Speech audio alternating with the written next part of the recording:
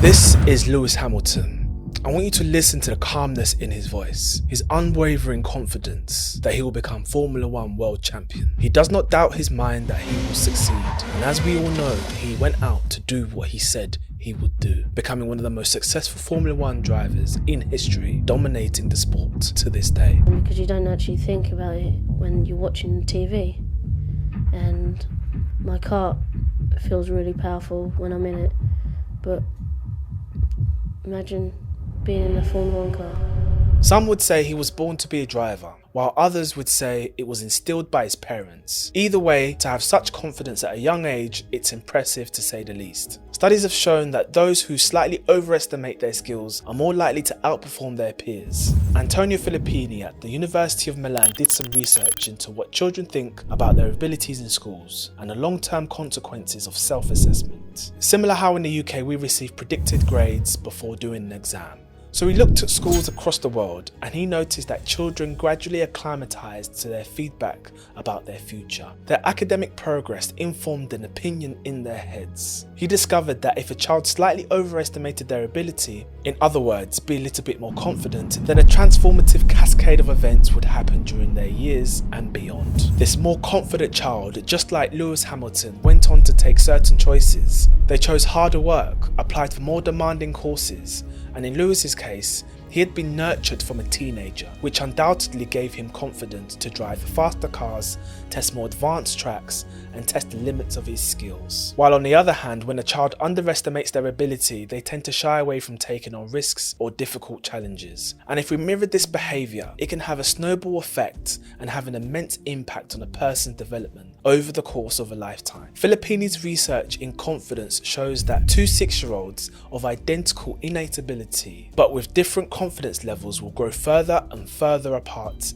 in their achievements over time. Most people only allow themselves to feel confident when good things are happening. Their inner state is subject to outside events, trapping them in a cycle. As a result, many well-intentioned people decide not to do the necessary mental work. Especially here in the UK, it's better to be quietly humble and modest. And that kind of thinking indirectly means you're not developing a high opinion of yourself. Perhaps they remember a loud, boastful person who won at something, and that got ingrained in their head. But here's the thing, if you're a naturally quiet individual who grew up believing that it was important not to call attention to yourself, doing the mental work is not going to turn you into a boastful person. For every loud, confident individual out there, there are just as many reserved and naturally quiet. The truth is, you can be confident in the inside and respectful on the outside. My goal in this video is to make confidence simple, clearer, and easier to understand.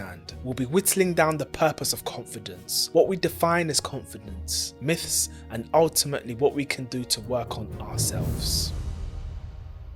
Confidence serves a clear purpose. It gives the optimism needed to achieve those ever so important milestones that we set ourselves. But I think confidence comes in 3 different versions. There's confidence that comes from things, the material things that we possess. The problem with that is that they can be taken or lost. Then there's confidence in your physical ability. Maybe it's playing sports or the way you look. That confidence can still be taken or it dissipates over time. But today's focus is on the confidence about who you are, and by the end of this video you'll see the type of confidence that has relatively little to do with what actually happens to you and pretty much everything about what you think about what happens to you. We all crave that sense of certainty about our ability, which actually allows us to execute unconsciously so well that we don't have to think about it when you're doing it. That skill or knowledge is something that you have.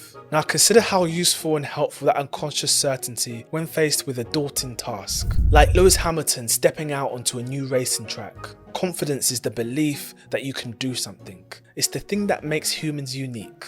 Our optimism, a powerful resource when accessed. It can be challenging to feel confident when you perceive yourself as lacking in a particular area, or you struggle to identify anything to make you feel confident, whether in a new job role or social situations. And if you've always felt this way, it can be difficult to break out this cycle. And it may appear that happy, successful individuals exude confidence, but it's important to recognize that external appearances can be deceiving. Someone who looks confident on the outside may struggle with feeling self-assured, such as the person in great physical shape but lacks confidence in their appearance. Similarly, a celebrity who appears confident on stage may have a reserved and shy demeanour in a one-on-one interview. Often individuals tend to direct their attention towards the external factors to boost their confidence. While this approach may offer some incremental benefits, the sense of confidence derived from it is short-lived. Relying solely on external factors for building self-confidence is only momentarily gratifying, and at worst entirely unrealistic and unsustainable. With a little bit of digging, there are some common misconceptions about confidence, like it's fixed or an inherited trait. Let's take an athlete for example. It's not so much that they hit the genetic lottery, but more so that they learned. How many times have we heard the narrative of someone having natural ability but never really reaching their full potential? Believing that confidence is an inherited skill gives people an easy and convenient excuse not to put in the time and energy and the effort that is needed to improve their thinking process. Encouraging confidence is a skill and can be developed the same way you develop any other skill and ability. Some people are consistently in a state of low confidence, while others exude a high level of confidence in everything they do, while the majority of people sit somewhere in the middle. Confidence for the most part is situation specific. For myself, anything fitness related is my element. That's where I thrive, I feel the most confident, but public speaking, on stage, not so much. The only way to be truly confident is to simply become comfortable with what you lack. The big charade with confidence is that it has nothing to do with being comfortable in what we achieve and everything to do with being comfortable in what we don't achieve. So that salesperson who tries to sell you something, their confidence comes from being comfortable from walking away from you. When they move in a way where their success is not dependent on the last person who they tried to make a sell to. We all know when someone is talking or dealing with you out of lack. Likewise, people who are confident in their relationships are confident because they are comfortable with getting hurt. They are not afraid of being vulnerable. They tell someone how they feel and then they establish strong boundaries around those feelings, even if it means being uncomfortable or leaving a bad relationship. And you notice this with people who exude confidence in their social lives. They are comfortable with the idea with not everyone liking them. Now I want you to try and think back to an early memory, and let's say you was riding your bike and you was getting it right for the first time. There were moments of trial and error which were unforgiving and frustrating, but you had the idea that it was possible. You saw other kids doing it and you probably told yourself you could do it too. Somewhere between an unsuccessful attempt and that great moment of exhilaration, you had an image of you doing it right. You maintained the mental representation of optimism.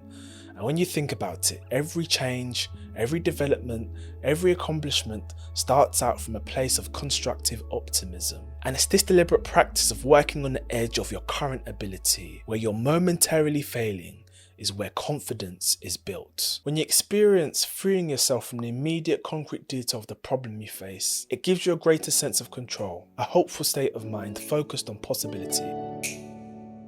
Accomplishments are the foundation of confidence, and it's critical for becoming more confident. Setting easy goals doesn't quite hit the same, and this is why perfectionists have a hard time of becoming confident. It's a voice in their head that dismisses their achievements, writes them off and demotivates them. For confidence to grow, imperfection like failure must be embraced. When you set out to accomplish something and succeed, it reinforces the idea that you're capable of achieving your goals. This sense of accomplishment can build your confidence and give you motivation to pursue more significant challenges. When you achieve something, it serves as proof that you have what it takes to be successful. This feeling of accomplishment, this self-confidence can carry over into other areas of your life.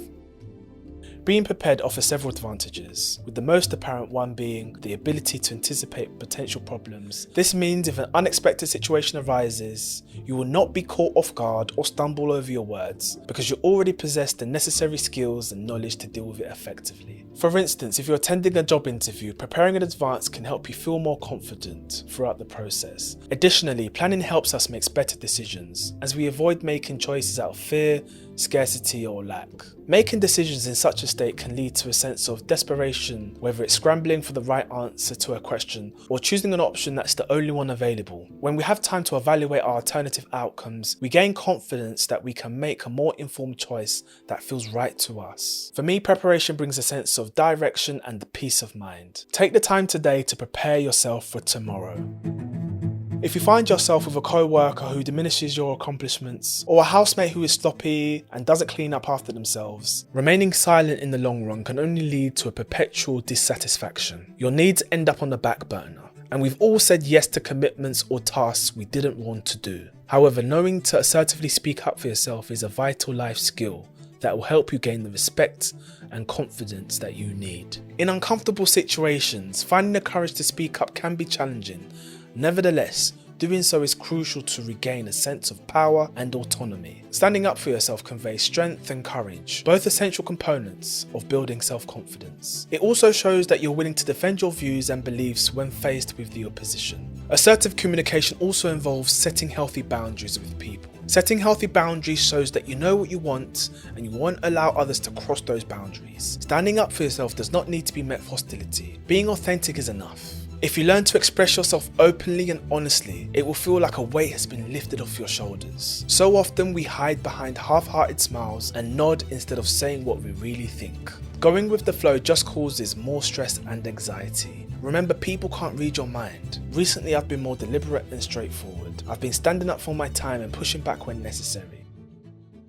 When you're playing to win, your energy is channeled into finding new opportunities. When your back is up against the wall, you have no other option but to break new ground and make things happen. We are wired to overestimate the size of risk, and we underestimate the ability to handle them. Which is why when you move through life, it may feel like you're coasting through. Michael Jordan missed 9,000 shots and lost over 300 games, but he's still known as one of the greatest. After watching his documentary, I learned that he wasn't liked much by his teammates because he would push them to their limits. Why? Because he played to win. He was willing to lay his reputation on the line, and he was respected for it. Likewise, when you play to win in the bigger game of life, you won't always shoot the winning shot, but you've taken part.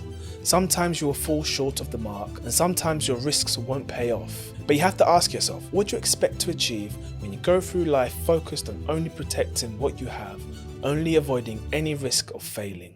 Avoiding danger is no safer in the long run than the outright exposure. The fearful are caught as often as the bold. But let's be clear here, your confidence is not something that will come to you automatically, or will it be guaranteed. Although there will be times where you perform well at a speech or a game or in a meeting, what we can be sure of is that change is inevitable. While the risks may increase, so do the opportunities. However, to take advantage of these exponential changes, you only need one essential quality: confidence. Without the support that confidence provides for the future, we risk being overwhelmed by the avalanche of change. No matter how difficult your current circumstances may seem, you always have the power to choose how you respond to them, and you can achieve one victory at a time.